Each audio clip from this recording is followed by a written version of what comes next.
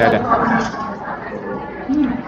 Baik, Assalamualaikum warahmatullahi wabarakatuh.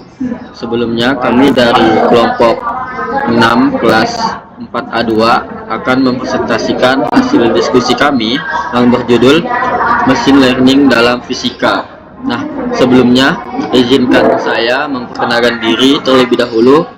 Saya moderator Miss Diarno. Saya Abdul Aziz Nasution sebagai presentator pertama. Saya Dedi sebagai presentator kedua.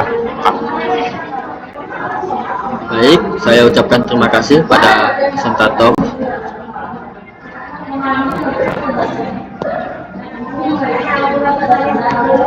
Sekarang akan dilanjutkan pada presentator pertama. Dipersilahkan untuk membacakan materi. Baik, terima kasih. Apa itu machine learning? Machine learning atau pembelajaran mesin adalah teknik pendekatan dari artificial intelligence atau AI yang digunakan untuk meniru dan menggantikan peran manusia dalam melakukan aktivitas untuk memecahkan masalah. Singkatnya, machine learning adalah sebuah mesin yang dibuat untuk dapat belajar dan melakukan pekerjaan tanpa arahan dari penggunanya. Menurut Arthur Samuel, seorang perintis Amerika di bidang permainan komputer dan kecerdasan buatan, AI menyatakan bahwa pembelajaran mesin adalah cabang ilmu yang mempelajari bagaimana memberi komputer kemampuan untuk belajar tanpa diprogram secara eksplisit. Pembelajaran mesin dapat melakukan ini jika didasarkan pada ide-ide yang diperoleh dari data sebelumnya dan mengidentifikasi pola dan membuat keputusan menggunakan sedikit intervensi manusia atau penggunanya. Jenis-jenis pembelajaran machine learning yang pertama yaitu ada supervised learning. Supervised learning ini adalah pembelajaran terarah, merupakan salah satu metode pembelajaran mesin di mana hasil yang diharapkan pengguna itu sudah diketahui atau dimiliki informasinya oleh sistem. Hal ini berarti bahwa metode pembelajaran ini bekerja dengan memanfaatkan kembali data-data dan hasil output yang pernah dimasukkan oleh pengguna atau dikerjakan oleh sistem sebelumnya. Contohnya, saat pertama kali kita memutuskan suatu email dari pengirim tertentu adalah spam, sistem tidak memiliki data pemilihan sehingga semua email diterima sebagaimana mestinya. Namun, setelah kita menandai email dari suatu pengirim adalah spam, sistem akan secara otomatis terus memasukkan email tersebut ke folder spam sampai kita membatalkan stempel atau paling spam pada si pengirim email tersebut. Yang kedua itu ada unsupervised learning. Unsupervised learning atau pembelajaran tidak terarah adalah metode lain dalam materi pembelajaran mesin di mana konsep yang metode ini gunakan itu jauh berbeda dengan metode supervised learning. Metode ini yaitu hasil yang diharapkan tidak dapat diketahui oleh siapapun. Dengan kata lain, hasil yang akan ditampilkan hanya bergantung kepada nilai bobot yang disusun pada awal pembangunan sistem dan tentu masih dalam ruang lingkup tertentu. Contoh studi kasus pemecahan masalah dengan metode unsupervised learning yaitu suatu pusat perbelanjaan ingin melakukan bongkar muat terhadap satu truk berisi sepatu campur.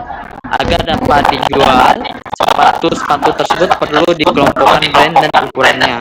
Dalam hal ini, pihak pusat perbelanjaan tidak perlu memasukkan datanya terlebih dahulu, karena data yang ada di lapangan saat itulah yang langsung diproses untuk mengelompokkan sepatu tersebut sesuai brand dan ukurannya. Dan terakhir itu ada semi-supervised learning. Semi-supervised learning ini merupakan gabungan dari supervised learning dan unsupervised learning.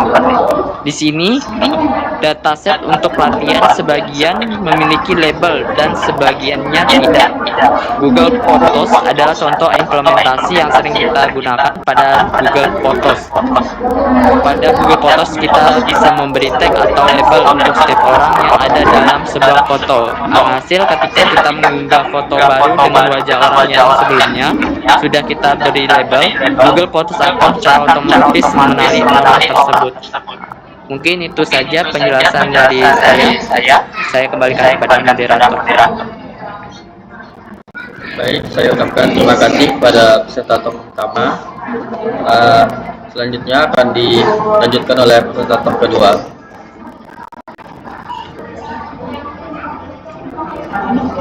Baik, saya sebagai presentator kedua.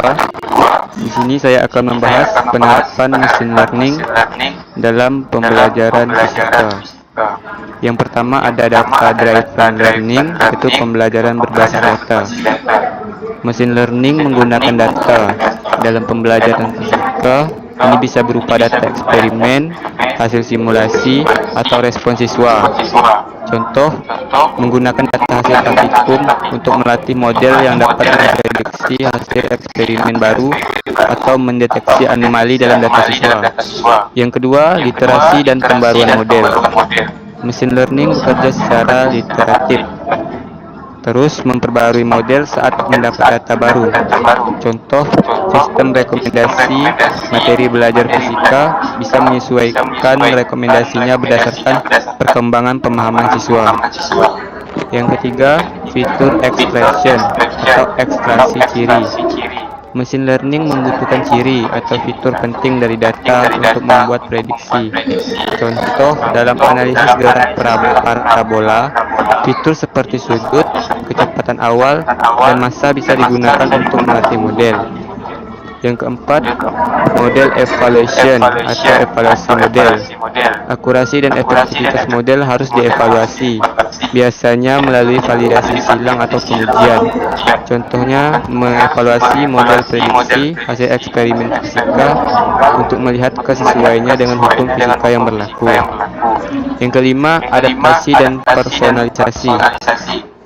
Machine learning memungkinkan adaptasi terhadap kebutuhan pengguna. Contohnya, sistem pembelajaran adaptif bisa menyesuaikan tingkat kesulitan soal fisika sesuai kemampuan siswa. Yang keenam, supervisi. Supervised vs unsupervised learning. Supervised learning menggunakan data berlabel, misalnya soal dan jawabannya.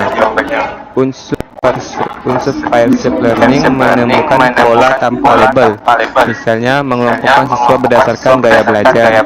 Contohnya, mengelompokkan siswa berdasarkan pola kesalahan dalam menyelesaikan soal fisika. Prinsip-prinsip fisika dalam machine learning. Yang pertama, hukum Newton dan dinamika sistem. Digunakan dalam model prediksi gerak dan simulasi berbasis machine learning. Contoh, menggunakan machine learning untuk memprediksi lintasan partikel atau objek berdasarkan gaya dan massa. Yang kedua, gelombang dan getaran. Digunakan dalam analisis sinyal, pemrosesan suara, dan data spasial dengan machine learning. Contohnya, Fourier transform dalam pemrosesan citra atau sinyal sebelum dimasukkan ke model machine learning. Yang ketiga ada elektromagnetisme. Diterapkan dalam pemrosesan data dan sensor. Contohnya kamera, radar, dan lain-lain yang digunakan dalam machine learning. Yang keempat ada mekanika kuantum. Mekanika kuantum yaitu quantum machine learning memanfaatkan prinsip-prinsip kuantum untuk efisiensi komputasi. Yang terakhir ada termodinamika dan entropi. Konsep entropi digunakan dalam teori informasi dan regularisasi model machine learning.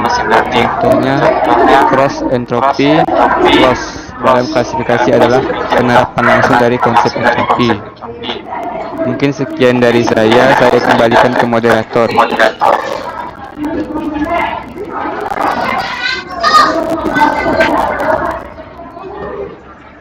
Baik, saya ucapkan terima kasih kepada presentator kedua. Selanjutnya di sini saya akan melanjutkan materi, yaitu kelebihan. Yang pertama itu menangani data dalam jumlah besar dan kompleks, yang dimana teknologi modern seperti big data dan sistem manajemen basis data memungkinkan pengolahan dan analisis data dalam skala besar, termasuk data struktur dan tidak struktur. Yang kedua, mempercepat proses analisis dan simulasi.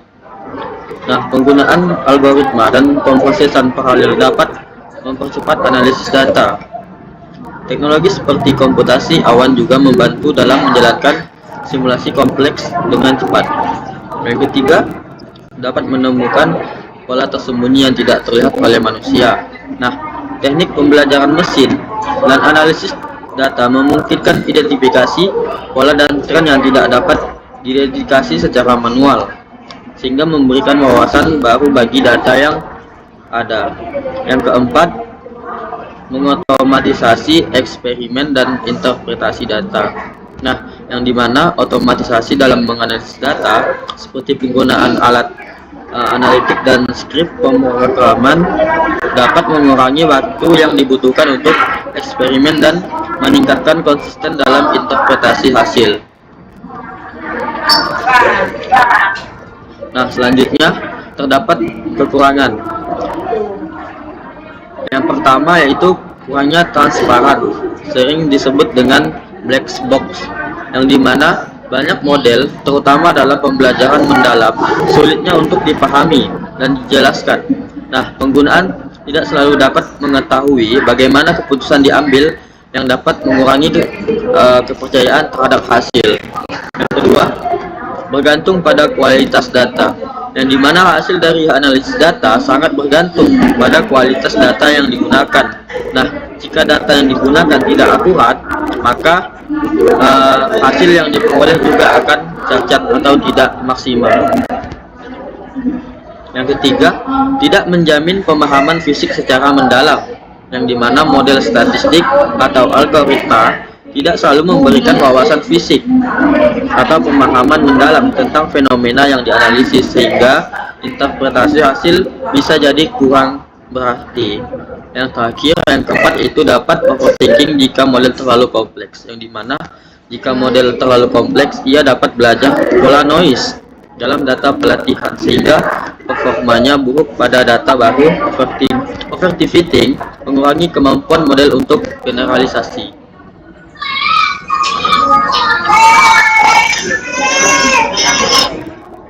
Nah, mungkin materi yang kami sampaikan sudah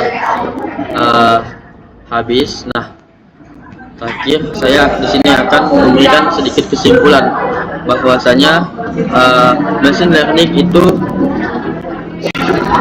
erat kaitannya dengan AI, yang dimana di dalam AI itu memiliki satu kesatuan, yaitu machine learning yang telah kami sampaikan tadi. Nah, mungkin hanya itu yang dapat kami sampaikan, kurang lebihnya kami mohon maaf.